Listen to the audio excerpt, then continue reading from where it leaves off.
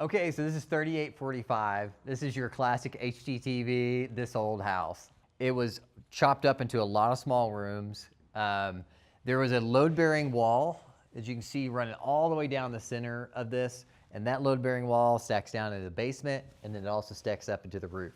So we'll have to drop a couple of columns to split this load path along the way.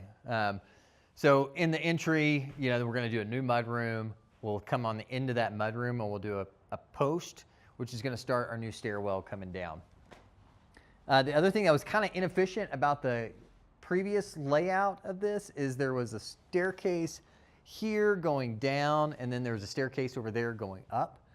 We wanted to create an open kitchen and gain back some of that square footage. And so when you've got two staircases doing that, it's a little inefficient in a floor plan. And so we're going to take that floor plan and we're going to stack our staircases so they're like that with a scissor staircase. So we move this staircase over to here. You can see the opening going down and then the new opening going up.